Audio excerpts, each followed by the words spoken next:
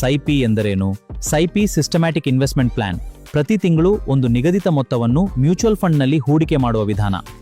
ಸೈಪಿ ಹೇಗೆ ಕೆಲಸ ಮಾಡುತ್ತೆ? ಪ್ರತಿ ತಿಂಗಳು ನಿಮ್ಮ ಬ್ಯಾಂಕ್ ಖಾತೆಯಿಂದ ಆಟೋಮ್ಯಾಟಿಕ್ ಆಗಿ ಹಣ ಕಡಿತ. ಆ ಹಣ ನೀವು ಆಯ್ಕೆ ಮಾಡಿದ ಮ್ಯೂಚುವಲ್ ಫಂಡ್ನಲ್ಲಿ ಹೂಡಿಕೆ ಆಗುತ್ತೆ. ಇದಕ್ಕೆ ಒಂದು ಸರಳ ಉದಾಹರಣೆ. ಪ್ರತಿ ತಿಂಗಳು ನೀವು ಒಂದು ಬಕೆಟ್ ನೀರು ಹಾಕ್ತಾ ಇದ್ದೀರಿ ಅಂತ ಇಟ್ಕೊಳ್ಳಿ.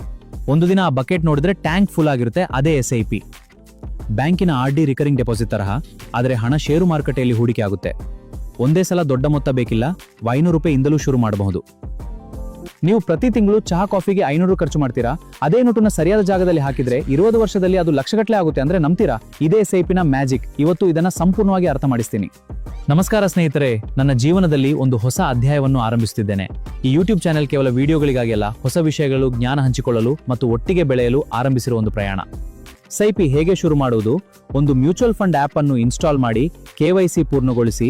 ನಿಮ್ಗೆ ಬೇಕಾದ್ರೆ ಆಪ್ ಲಿಂಕ್ ಕೊಡುತ್ತೇನೆ, ಕಾಮೆಂಟ್ ಬಾಕ್ಸ್ ನಲ್ಲಿ SIP ಎಂದು ಕಾಮೆಂಟ್ ಮಾಡಿ. KYC ಆದ ನಂತರ ನಿಮ್ಮ ಗುರಿಗೆ ತಕ್ಕಂತೆ ಫಂಡ್ ಆಯ್ಕೆ ಮಾಡಿ, ಮೊತ್ತ ಮತ್ತು ದಿನಾಂಕ ಸೆಟ್ ಮಾಡಿ, ಆಟೋ ಡೆಬಿಟ್ ಆನ್ ಮಾಡಿ, SIP ಶುರುವಾಗುತ್ತೆ.